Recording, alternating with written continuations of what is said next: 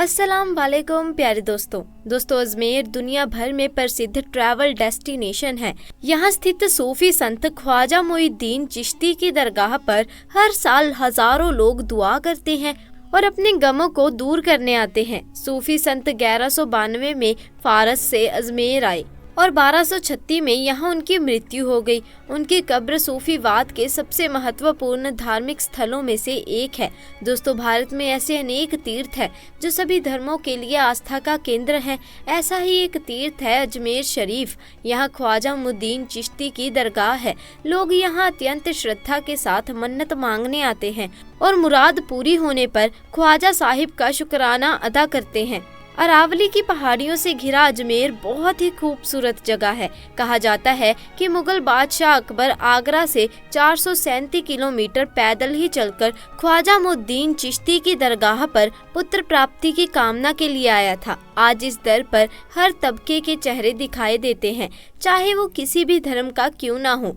यहाँ अक्सर बॉलीवुड स्टार्स अपने फिल्मों की सफलता के लिए दुआ मांगने आते हैं। दोस्तों, सैलाब की वजह से हिंदुस्तान के बहुत सारे इलाकों में पानी भर गया और लोगों के जान माल का काफी नुकसान हुआ। कुछ इलाकों की बिगड़ती हुई हालत को देखकर लोगों की आंखों में आंसू आ गए। लोग कश्तियों के जरिए एक जगह से दूसरी जगह जाने पर मजबूर हो गए। यह पानी जब अजमेर शरीफ दरगाह में पहुंचा तो हजरत ख्वाजा गरीब नवाब रहमतुल्लाही अलैह का ऐसा करिश्मा दिखा कि वहां पर मौजूद सारे लोगों की आंखों में आंसू आ गए और मजार पर आए हर एक हिंदू भी अल्लाहू अकबर के नारे लगाने लगे। दोस्तों, गरीब नवाब की करामत ने हजारों हिंदुओं की जिंदगी बदल दी। कुदरत का यह करिश्मा अजमेर शरीफ की दरगाह में पेश आया।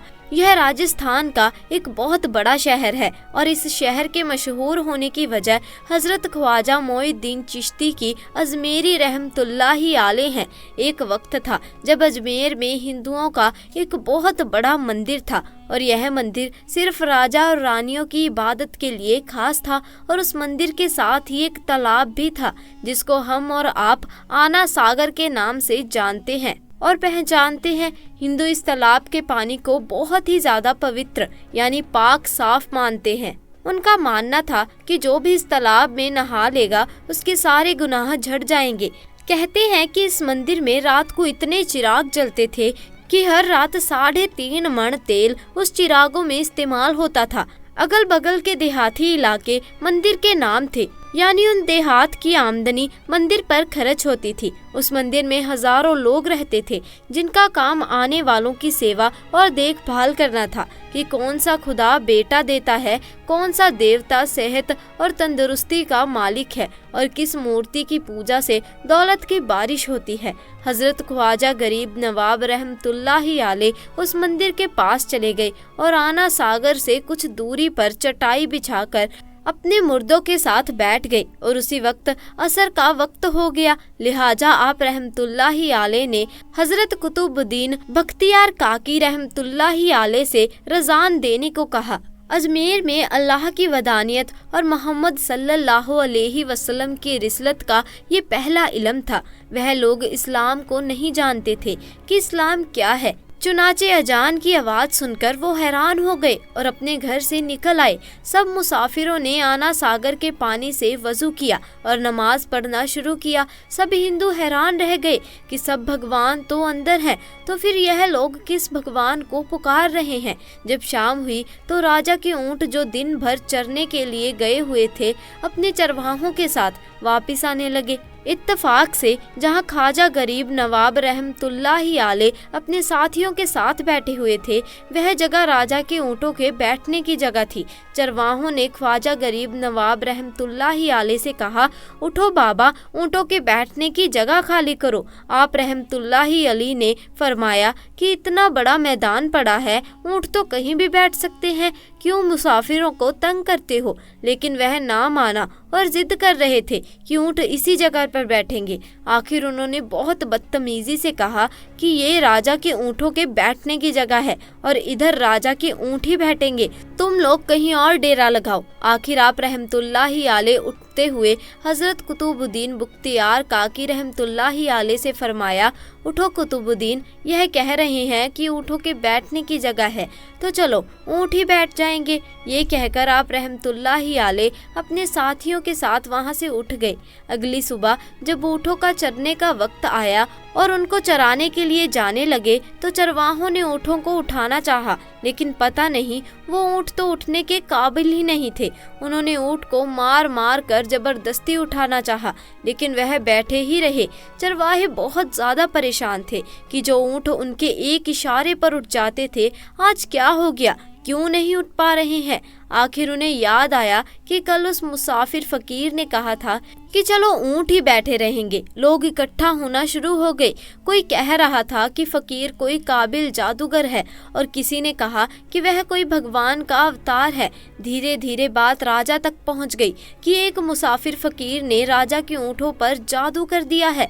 राजा ने ख्वाजा गरीब नवाब रहमतुल्लाहि अलैह को पैगाम भेजा कि तुम कैसे फकीर हो जो बेजुबानों को बांध कर रखते हो, यह बेचारे भूख प्यास से मर जाएंगे, इसीलिए मेहरबानी करके अपना जादू वापस ले लो। जाओ कहो जिसके हुक्म से बैठे थे उसी के हुक्म से उठ खड़े हो जाओ।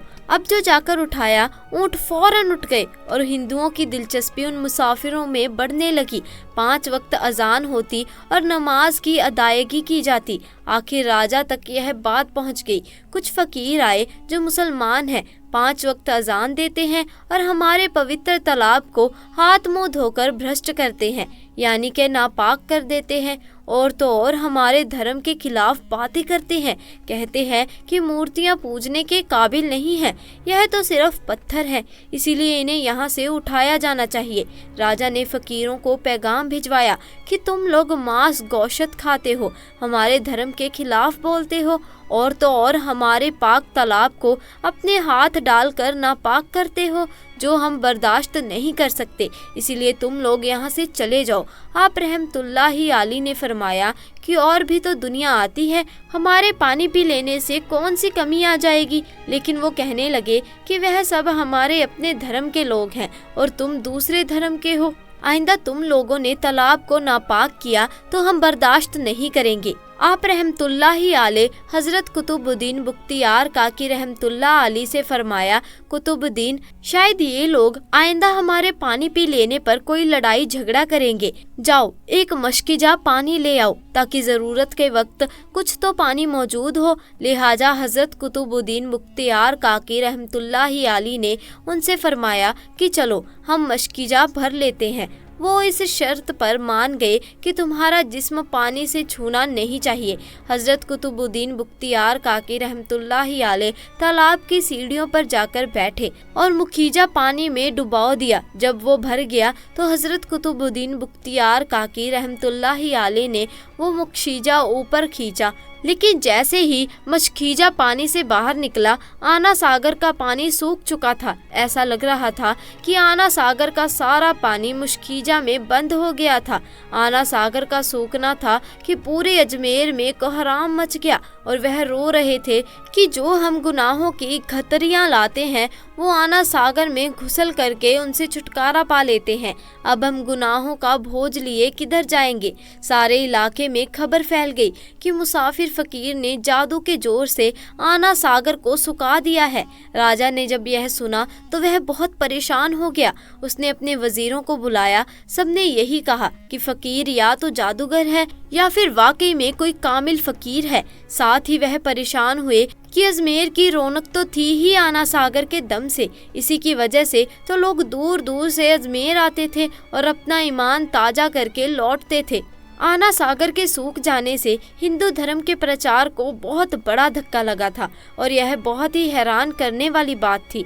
आखिर तय किया गया कि फकीर से बात की जाए। आखिर वो चाहता क्या है? अगर उसकी कोई ज़रूरत खाने पीने की चीज़ है तो हम मान लेंगे, या फिर सब मर्द औरतों और बच्चे जाकर फकीर को मनाएंगे कि लोगों को परेशानी से बचा लीजिए और हम पर रहम कीजिए। हम पाप का बोझ उठाएं, किधर जाएं और कैसे सुकून पाए। यह काम ज़्यादा आसान था। लिहाजा सारे लोग बाबा साहिब रहमतुल्लाहि अलैह के पास आए और बोले, बाबा तुम भी वजू कर लिया करना, लेकिन भगवान के वास्ते हमारा आना सागर हमें लौटा दो। आप रहमतुल्लाहि आले ने हजरत कुतुबुद्दीन बख्तियार काकी रहमतुल्लाहि आले से फरमाया, जाओ हजरत कुतुबुद्दीन मुखशीजा वापस तालाब में डाल दो। जैसे ही मुखशीजा तालाब में उल्टा गया तो आना सागर किनारों तक उछल आया। उस पानी ने कई दिलों को धो डाला। हिंदू कौम की अपनी तारीखी किताबों में भी हिंदू इश्तिहार इस बात को मानते हैं कि उस शाम 32,000 हिंदू कलमा पढ़कर मुसलमान हुए थे।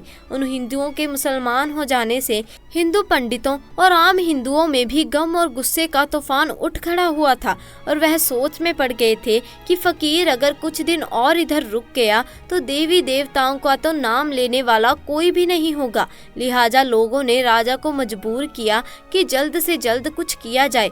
राजा ने मंदिर के बड़े पंडित रामदेव को बुलाया और उसे बाबा साहिब रहमतुल्लाहि आले से मुलाकात करके जल्द से जल्द उन्हें हराने को कहा और अजमेर से बाहर निकाल देने का हुक्म दिया। रामदेव अपने वक्त का माना हुआ पंडित था जिसके इल्म में काबिलियत थी। दूर दूर तक धूम मची हुई थी। उसने राजा को यकीन दिलाया कि जल्द ही राजा को कोई अच्छी खबर सुनाएगा। रामदेव बाबा साहिब रहमतुल्लाहि आले के पास आए और उल्टे सीधे सवालात करने शुरू कर दिए। बाबा साहिब रहमतुल्लाहि आले चुप रहे। जब रामदेव ने हद से बढ़कर शोर मचाना शुरू किया तो बाबा साहिब रहमतुल्लाहि आले ने उसकी तरफ आंख उठाई और मुस्कुराए। फरमाया कि रामदेव तू शोर मचा रहा है पर मैं तेरे माथे पर ईमान का नोट चमकता देख रहा हूँ। इस निगाह और इस लहजे में न जाने क्या जादू था कि रामदेव कदमों में गिर गया और रोते हुए बोला, बाबा जिस धर्म के तुम हो उसी धर्म में मुझे भी शामिल कर लो। सब लोग जो यह सब देख रहे थे देखते ही रह गए, हैरान थे, परेशान थे कि यह क्या हुआ। जो खरीदने आया था वह खुद बिक चुका था, जो जीतने आया था वह हार चुका था। पंडित रामदेव खुद गाजा गरीब नवाब रहमतुल्लाहि आले के हाथों पर मुसलमान हो चुका था।